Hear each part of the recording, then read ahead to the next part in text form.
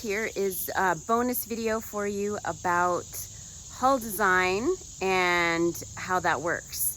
And I've tried to set up my little tripod like several times and it keeps falling, so I'm just gonna do it handheld and see how that works for a little bit. Okay, so I've got 3 different hull designs right here. Planing hull, it's a playboat, right? Combo, planing hull, displacement hull. So this is the Jitsu, this is the new code, right? And this is a Mamba, and Mambas are more displacement hull. And you can see how round the Mamba is. Displacement hull means more round hull. Planing hull means very flat and square with very hard edges. And you've got the code that's in between. Another one that would be a little bit more in between would be the rewind, the Dagger rewind. I'm using Dagger boats, right? I've been a Dagger athlete for 20 some years, so I have many of their boats.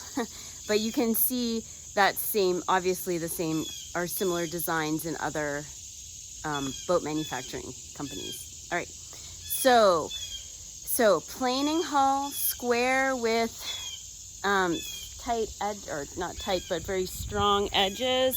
So you can see here the rail, there's a big sidewall here.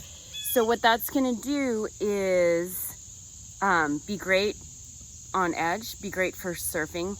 It's great for, a planing hull is on the surface of the water, right? So it means it's very maneuverable, also very loose on waves, so you can flat spin. It glides across the surface of the water. Super maneuverable. What it doesn't do is hold a line very well, right? So it's twitchy, right? So there's pros and cons to that, right? And it holds an edge really well for all kinds of playboating moves. Also for accelerating down a wave or doing a carve across, right? So you can do tricks, okay? So planing hulls tend to be on the surface, more maneuverable. They don't track as well, okay? But they're awesome for those nice carving turns into eddies. Not necessarily playboats, but something like the rewind where you put it on edge and it really holds, okay? So here we have the code that is, well, actually, let's do the Mamba. So we have the Mamba, very round edges, okay? Not so many, not hard rails. So what this is great for is rolling edge to edge, like off of those boofs. Also great, so instead of being on the surface of the water, because of the round hull, it sits a little deeper in the water and it displaces, right? So displacement hull means it displaces the water as it's moving through. And what that does is it helps it to hold a line, which we want in creeking.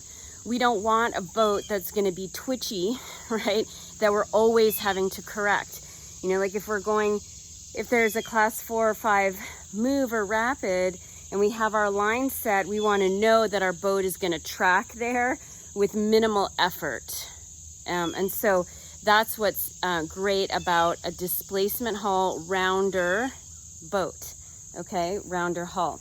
And then with the code, you know, it's got, so the code is a boat that, it is a creek boat, but it was actually designed to replace the Mamba, which is more of a river running boat. So with the code, you have the versatility of being a little bit more maneuverable, and it has a little bit sharper edges, as you can tell, than the Mamba, the Nomad, right? But so what's cool about the code is it will hold an edge, but it's not so hard like the square, like the Jitsu, that if you land off a boof, it's really easy to do that edge to edge transition, right?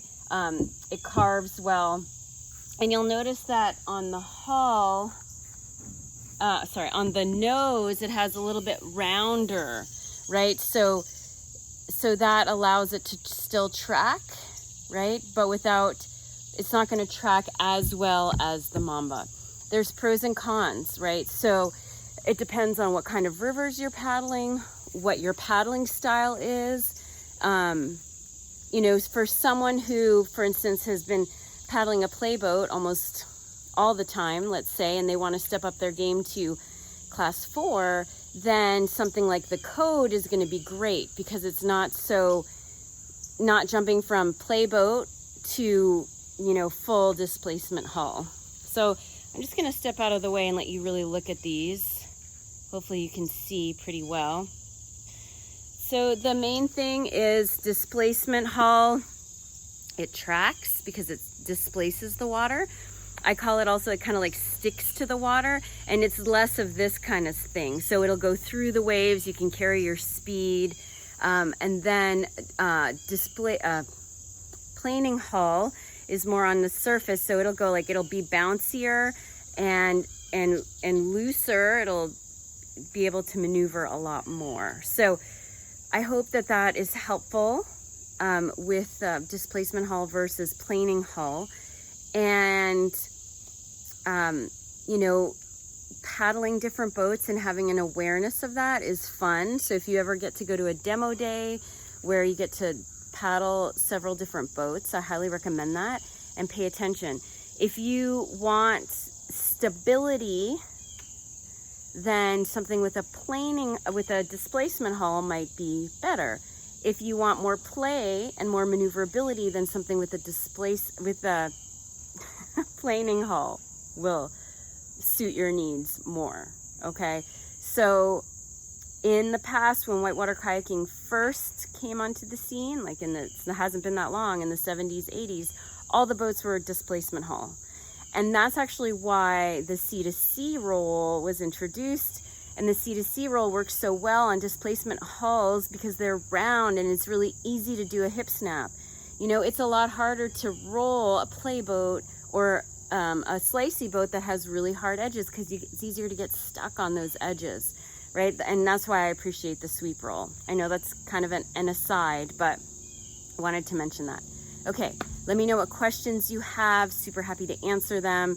And once again, I'm just gonna, so full displacement hull, combination planing hull. All right, talk soon.